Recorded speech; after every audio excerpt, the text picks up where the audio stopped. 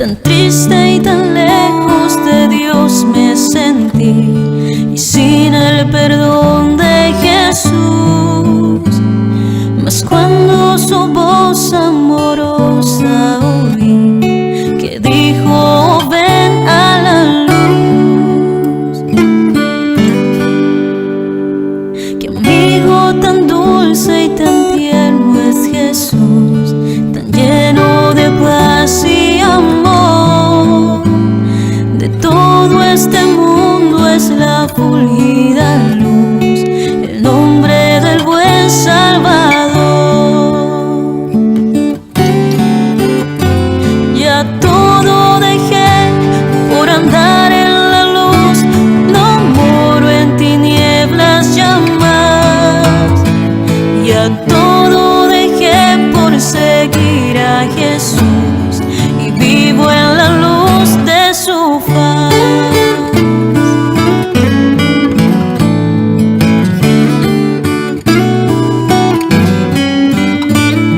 De mi alma el anhelo por siempre será más cerca vivir de la cruz.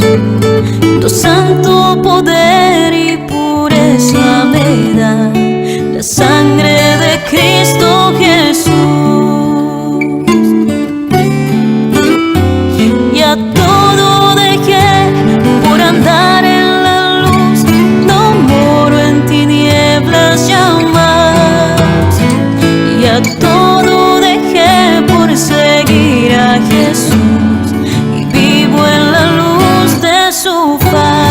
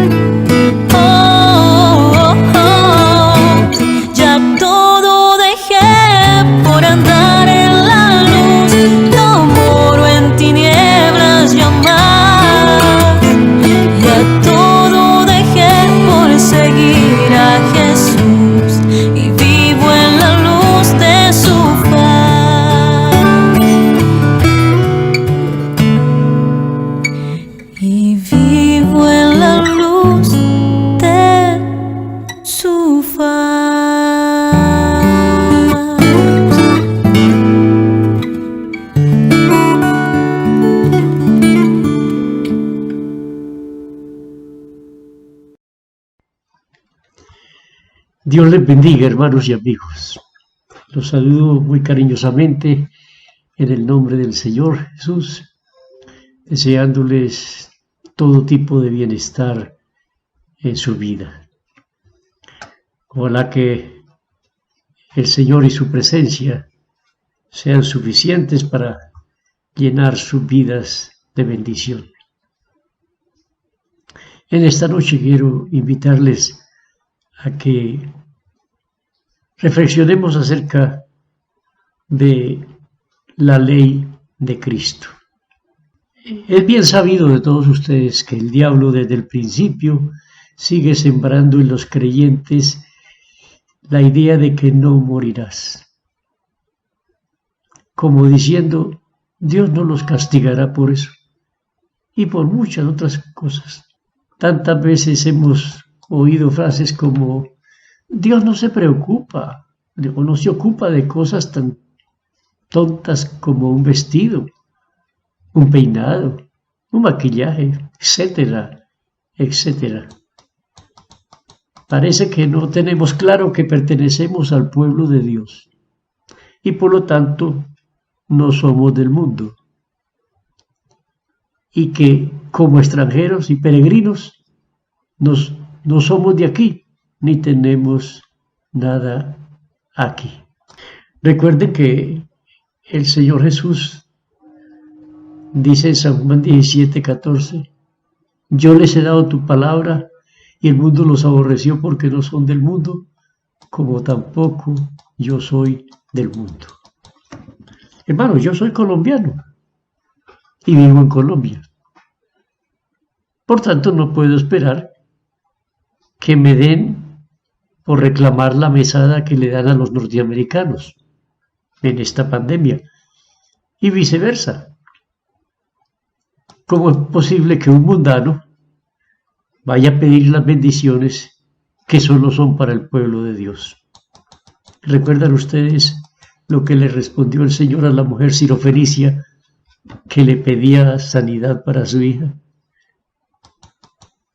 El Señor le dijo muy amablemente, no está bien tomar el pan de los hijos y echarlo a los perrillos. Les invito para que hagamos unas palabras de oración, le pidamos al Señor que nos bendiga. Señor Jesucristo, estamos muy agradecidos contigo, Señor, porque día a día, Señor, estás con nosotros para ayudarnos, para llenarnos, Señor, de fortaleza, de gozo, de seguridad, de esperanza.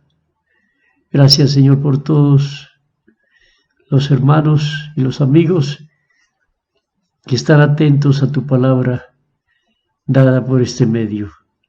Señor, bendícelos y llénales cada día más y más de tu Santo Espíritu. Yo te lo pido en el nombre de Jesús. Amén. Amén. Les invito a leer en el capítulo 1 de San Lucas, el versículo 67, hasta el versículo 75, la profecía de Zacarías,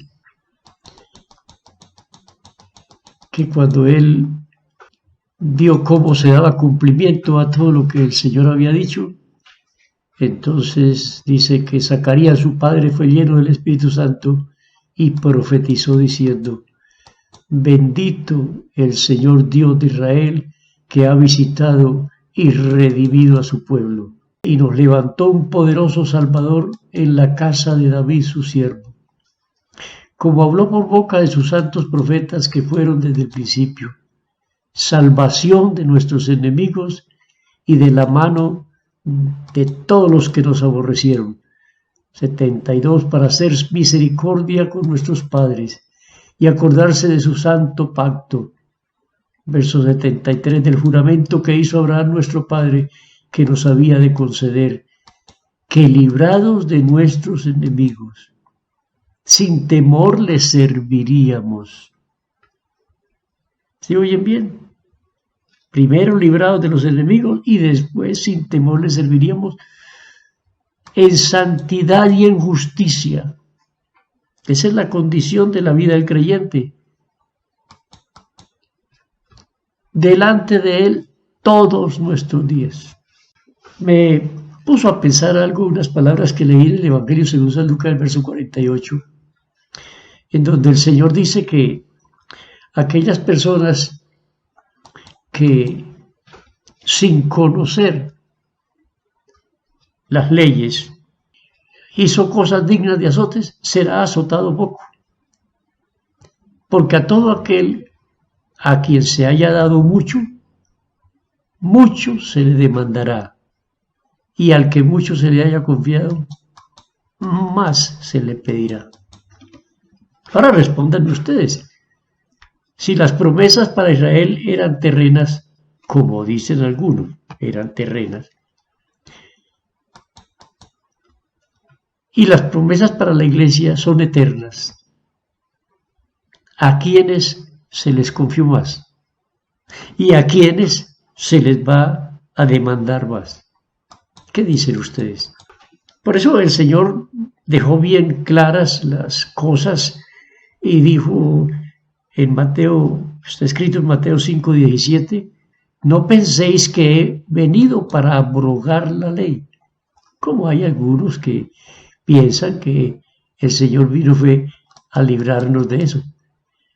No he venido para abrogar, sino para cumplir. Había que cumplir todo lo que la ley decía. Y en Mateo 5:18 dice, porque de cierto digo que hasta que pasen el cielo y la tierra, ni una jota, ni una tilde pasará de la ley hasta que todo se haya cumplido. O sea, no hay rebaja ni de la menor cosita que la ley prohíba o que la ley diga. Y Pablo dice en Gálatas 5:4, de Cristo os desligasteis, los que por la ley os justificáis, de la gracia habéis caído.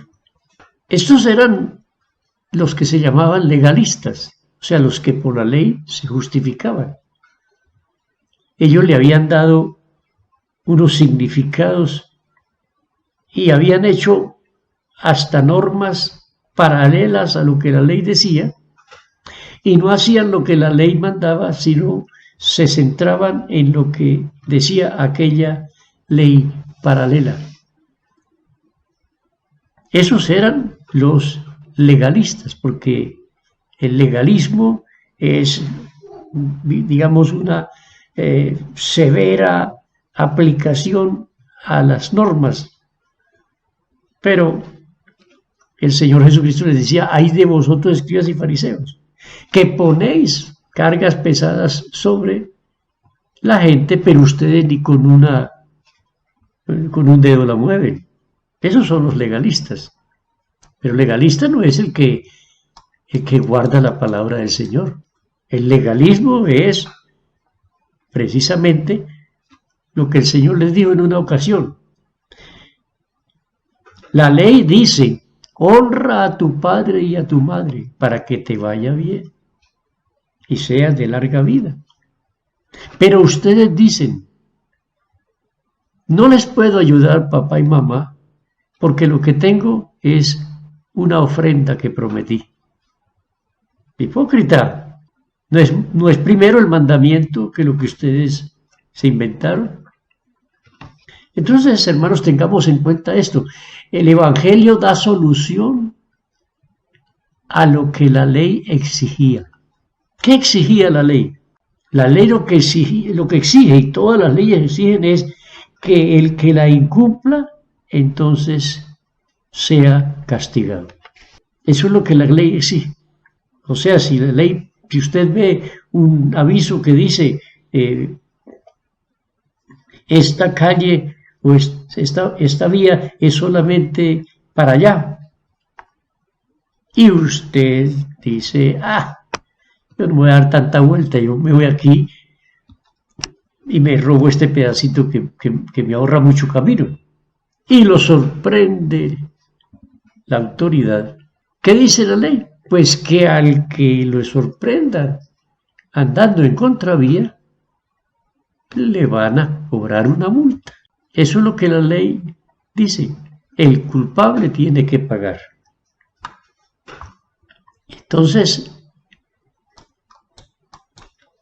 ustedes lo saben, a todos nos pasa lo mismo. ¿Cómo aborrecemos la impunidad? No nos agrada. Y oímos en las noticias cosas duras. Y siempre pensamos, ¿a dónde estaba la ley? ¿A dónde está la ley? Para que a esos delincuentes los hagan pagar. Pero por otra parte, nos ponemos furibundos cuando alguien nos dice que tenemos que guardar la ley. Por un lado, no nos gustan las injusticias, y por el otro, no nos gusta tampoco la ley. A veces uno piensa, dice, ¿será que de pronto están de acuerdo con la doctrina del tal José Luis de Jesús Miranda, que no sé de dónde sacó ese pensamiento, que salvos una vez, para siempre salvos. Que ya por más de que la persona hiciera lo que hiciera, ya nada le quitaba la salvación. Pero eso desvirtúa lo que la palabra del Señor dice. El alma que pecare, morirá. Y si el justo hiciere la justicia y viviere bien, ¿morirá? No, vivirá. Y si el impío se arrepintiere de sus malos hechos, ¿morirá? No, vivirá. Pero si el justo dejare de hacer la justicia y volviere a hacer lo malo, dice, las justicias que hizo no le serán tomadas en cuenta, de cierto morirá. Así que nadie se vaya a confiar de que porque ha hecho muchas cosas, eso le da posibilidades para que entonces se descarríe un rato. Y si de pronto el Señor llega en ese descarrío, el Señor diga, no, pero este fue fiel. No. Por eso es que tenemos que estar en fidelidad cuando nos sorprenda la muerte o cuando llegue el Señor. Eso es lo que verdaderamente va a determinar el final de las cosas. Les hago una pregunta. ¿Cristo vino a redimirnos de la ley o de la maldición de la ley? Pues ahí es donde está el meollo del asunto. Ahí es donde está como el enredo, como el atranque, que no hemos podido entender exactamente qué es lo que vino a hacer Cristo. Cristo vino a redimirnos. Recuerden, redimir. Lo he enseñado y lo voy a volver a decir en pocas palabras. Redimir. Cuando se habla de redención, entonces se habla de un redentor. Y cuando se habla de un redentor, entonces se habla de un goel, en griego goel, que quiere decir el hermano que puede redimir. Y se habla también de un gorazo, en griego, que quiere decir comprar en el mercado.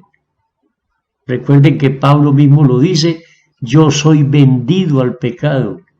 Fuimos vendidos al pecado. Y por más de que no quisiéramos, ahí tenemos esa problemática.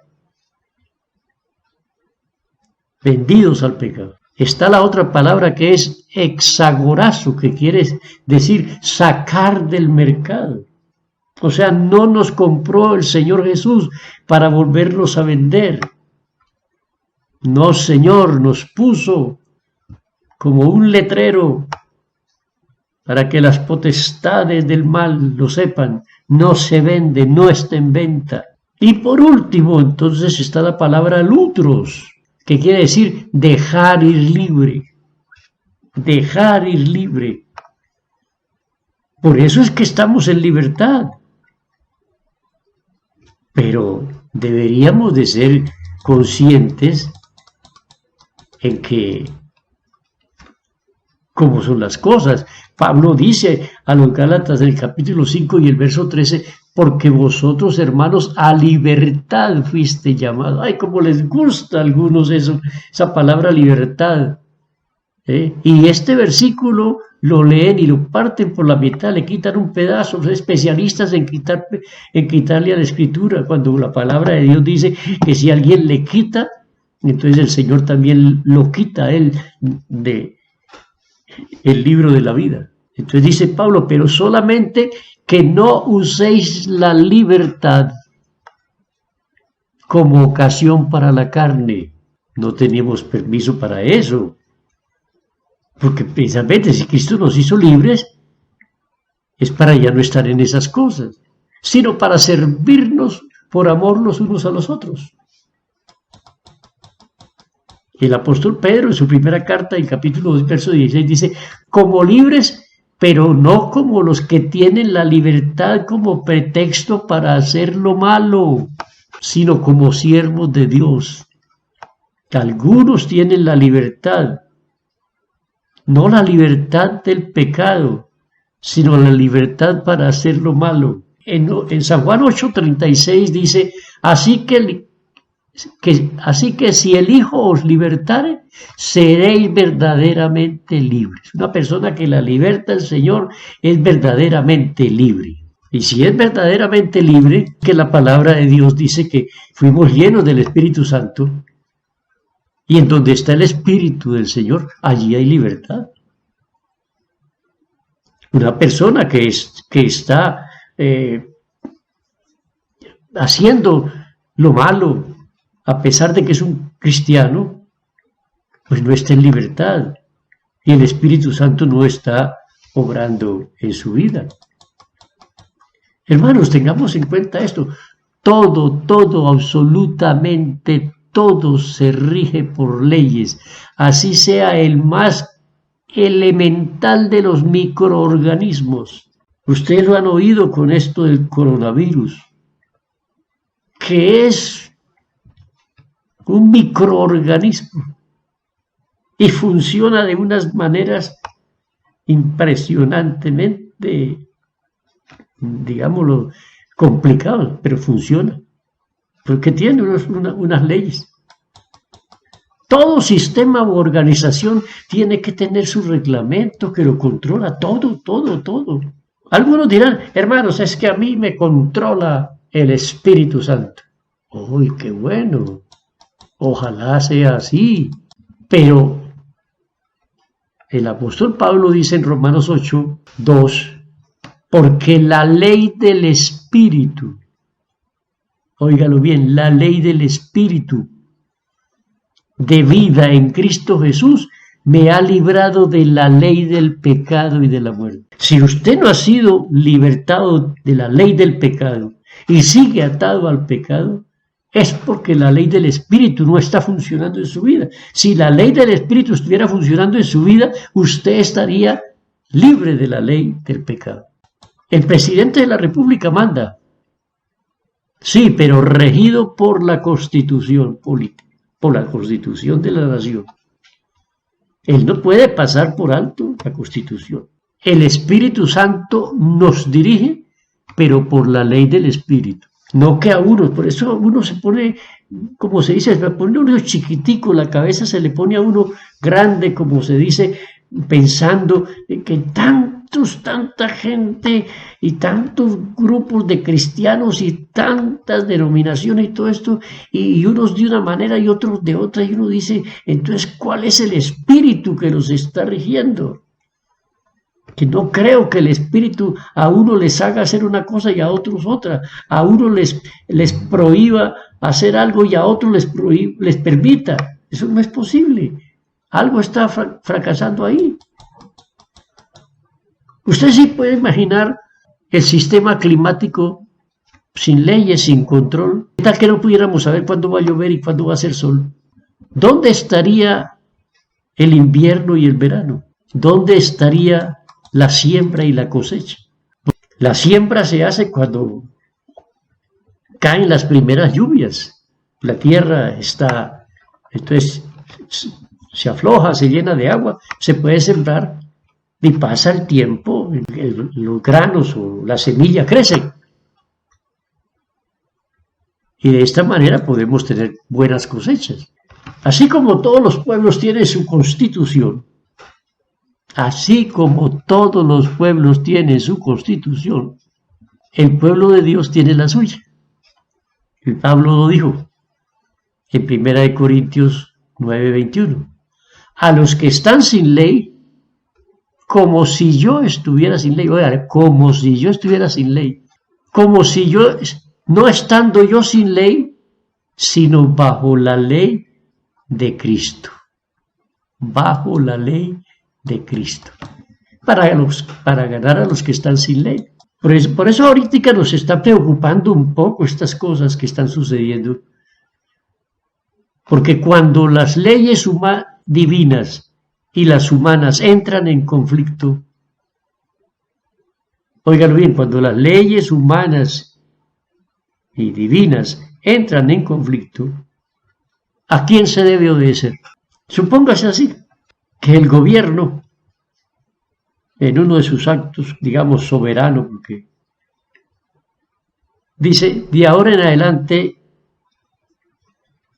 las colombianas no van a volver a usar bata. Únicamente las mujeres van a utilizar pantalón. ¿Qué haría usted, hermanita? ¿A quién le obedecería? En el capítulo 5:29 del libro de los Hechos, dice, Pedro le respondió a los dirigentes religiosos de su tiempo, le dijo, juzguen ustedes, hermanos, ¿a quién es necesario obedecer? ¿A Dios o a los hombres? Y él mismo responde, es necesario obedecer a Dios antes que a los hombres, porque la ley de Dios está por encima de la ley humana. Entonces, mis hermanos, no estamos sin ley. No. Por allá en el libro de Deuteronomio, Moisés le dice al pueblo, miren ustedes, ¿qué pueblo hay que tenga unas leyes tan justas como las que Jehová vuestro Dios os ha dado? Las leyes más justas que hay son las leyes de Dios. Que el hombre en el pecado no quiera aceptarlo, eso es otra cosa. Pero si el Señor nos dice, capítulo 5 de Gálatas, verso 19, en donde el apóstol Pablo da una lista extensa de las obras de la carne y dice que son adulterio, fornicación, inmundicia, lascivia, celos, pleitos, iras, contiendas, disensiones, y termina diciendo, de las cuales cosas los amonesto que los que practican estas cosas no heredarán el reino de Dios. Hay cosas graves, hay cosas que son no tan graves, pero de todas maneras no se pueden hacer. Y si usted se pone a mirar una por una, usted dice, que tan horrible que son los celos, tan horrible que son los pleitos, tan horrible que es esto, tan horrible que es aquello. Con razón el Señor dijo que no debíamos de hacerlo. Y seguramente le daríamos honra y gloria al Señor. Hermano, no se sienta disminuido, no se sienta menos, porque queremos, siempre lo digo yo, los verdaderos ministros, evangelistas, pastores, profetas, siempre querrán que la gente sea salva, la gente sea transformada, convertida por el Evangelio. Y si esto es una persona que lo alcanzó el Evangelio, dele gracias a Dios que obedeció a esta doctrina. Y si permanecemos fieles, hermanos, terminaremos en el reino de los cielos. Dele gracias a Dios por eso. No se ponga a decir, no, pero es que exigen mucho. No, volvemos al principio. Al que mucho se le da, mucho se le demanda. Y al que mucho se le confía, también mucho se le va a demandar. Es que la salvación que el Señor nos ha dado es muy grande, muy maravillosa. Pero claro, si estamos pensando en las cosas de acá, entonces nos parecerá que es una molestia. No, Señor, hermanos, siéntase contento de que usted está viviendo para agradar al Señor y que un día, entonces el Señor nos dirá, entra en el gozo de tu Señor. Hermanos, hagamos lo que el Señor dice. Y usted léase el capítulo 28 de Deuteronomio para que vea que si oímos las palabras del Señor y las ponemos por obra, todas estas bendiciones vendrán sobre él. No vayamos a cambiar la bendición del cielo por las cosas de esta tierra. Les invito que oremos. Señor Jesucristo, gracias, Señor, gracias, gracias, gracias, Señor, porque tú eres nuestro Dios, nuestro Señor, y nosotros somos tu pueblo, y tú habitas, Señor, entre nosotros. Y tú, Señor, aleluya, nos has dado una nueva vida, Señor, un nuevo pensamiento, un nuevo corazón, Señor. Y tú, Señor, nos controlas, Señor, nos riges, nos diriges con tu Santo Espíritu, Señor. Es una bendición para nuestras vidas, Señor. Gracias, gracias, Señor, por los que hemos podido escuchar, Señor, tu palabra, los que miramos tu palabra, Señor, para hacerla, Señor. Los que creemos que los mandamientos de Jehová son rectos, son justos, son una bendición. Gracias, mi Señor, en el nombre de Jesús. Amén y amén. Hermanos, el Señor Jesús les bendiga a todos.